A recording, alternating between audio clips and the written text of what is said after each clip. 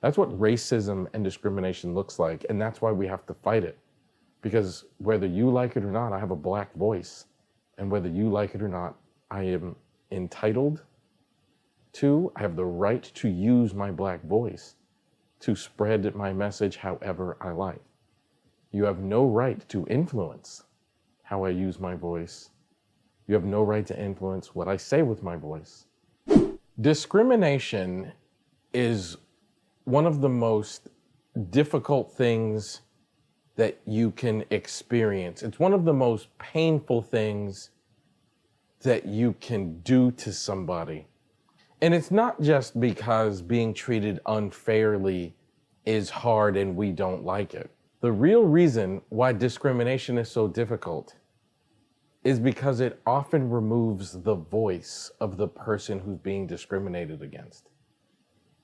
When I came into this field as a solution-focused brief therapy professional, I did not anticipate experiencing high levels of discrimination. I did not go into this experience thinking that people would treat me in a difficult way simply because of my race. I did not anticipate that they would try to diminish my voice simply because they did not like what I was saying or how I was saying it.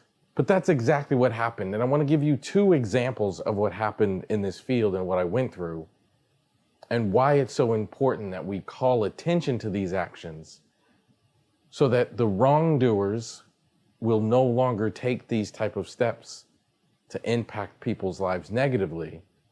And the people who are experiencing it will know how important it is that they continue to use their voice in spite of being discriminated against. The first thing that happened was there was a professional, and I'm not going to use people's names because that's not the point here, but I am going to be very clear and let you guys know that these things really happened.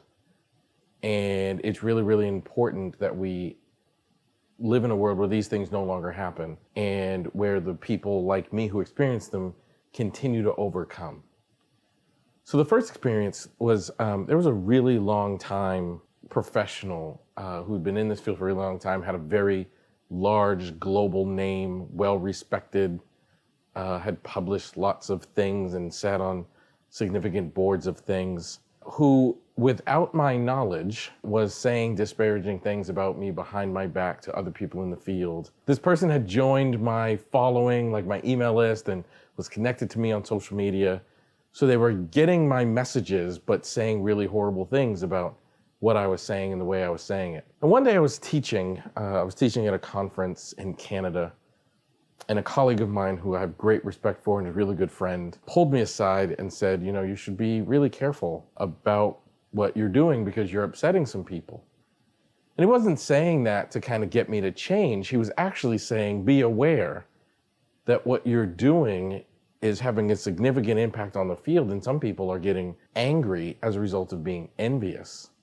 And he told me about this person, and he said, I recently ran into this person, and he said really horrible things about you. And what he said is, you are sharing too much content. You're giving away too many things for free, and you're sending too many emails to your audience, and you're posting on your social media platforms too frequently, and you need to stop. So I heard that feedback, and I thought, I mean, that's ridiculous. As far as I'm concerned, telling me how I should communicate with my following, it's kind of like telling me how I should raise my children. It was not feedback that I cared to take action on. But a couple months later, I get an email from the person who was saying the negative things. And in his email, he lectured me and told me that I need to stop sending so many emails, I need to stop sharing so much content, I need to stop posting so much on social media. And he said to me, you know, I have an email list as well, and I write to my email list 3, maybe 4 times a year. And you are writing to your following too often, and you need to stop.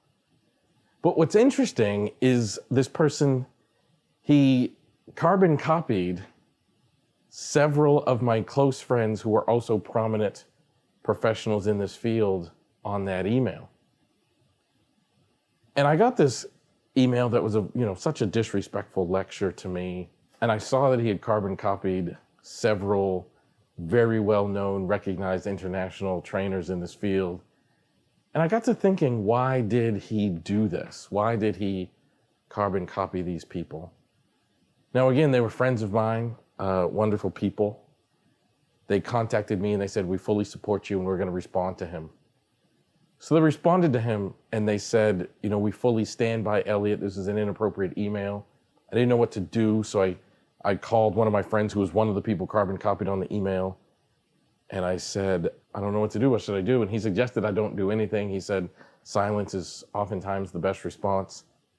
But when you're the person who's trying to be quieted, being quiet is actually not going to get my mission accomplished. Being quieted, allowing them to diminish my voice, kind of enables what they're doing. Now, I need to behave in an integral, dignified way, but being quiet in a weird way enables what he was trying to originally do anyway.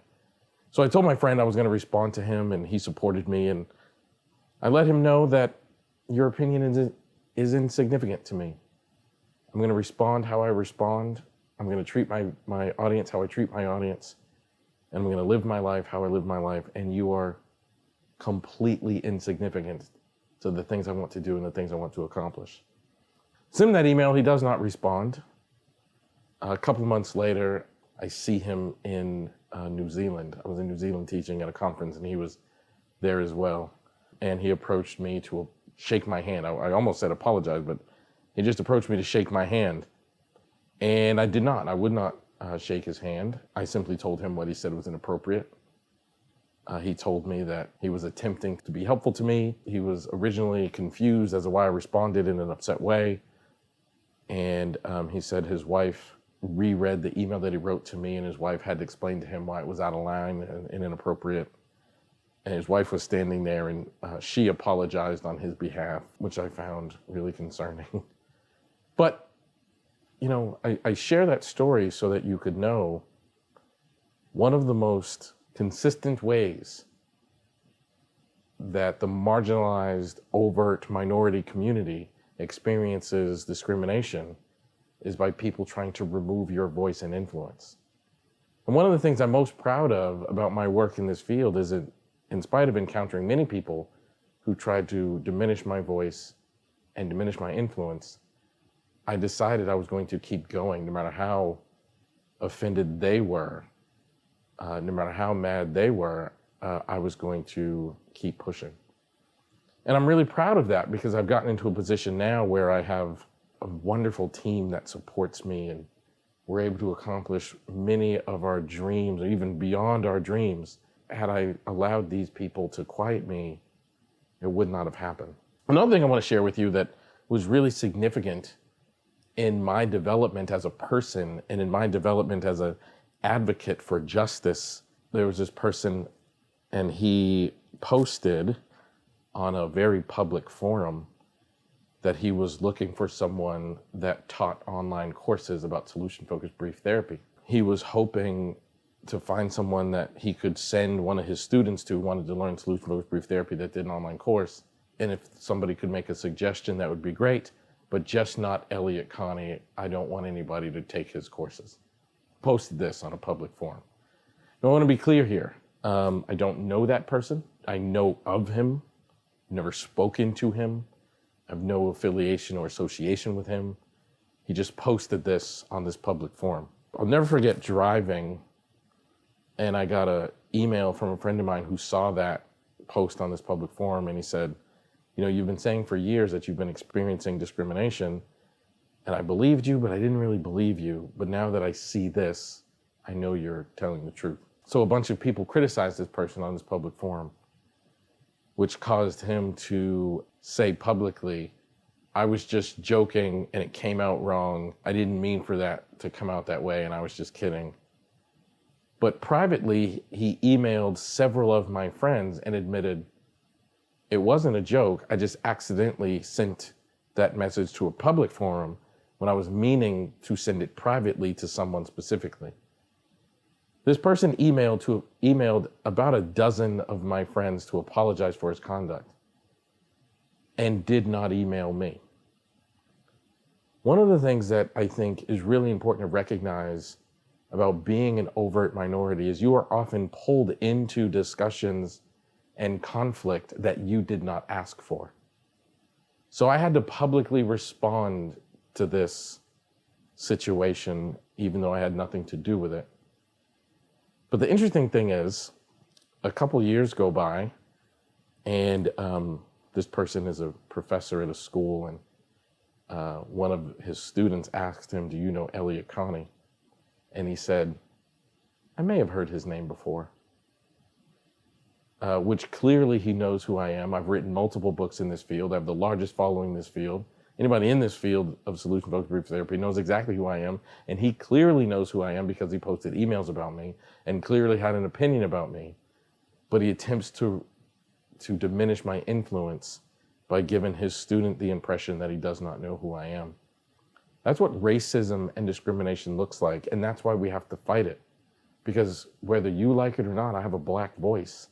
And whether you like it or not, I am entitled to, I have the right to use my black voice to spread my message however I like. You have no right to influence how I use my voice. You have no right to influence what I say with my voice.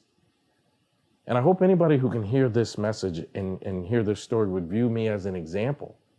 Because not only can you continue to use your voice, but as evidence to the success that I have had as a professional and we have had as a company, there are more people who want to hear my voice than who don't. And I can promise you there are more people who want to hear your voice than who don't. So do not make the mistake of allowing the people who want to quiet your voice and limit your influence. Do not make the mistake of allowing them to win. And do not make the mistake of letting yourself think that they represent the majority, because they don't. They represent fear. They represent insecurity. They represent bigotry. They represent hatred.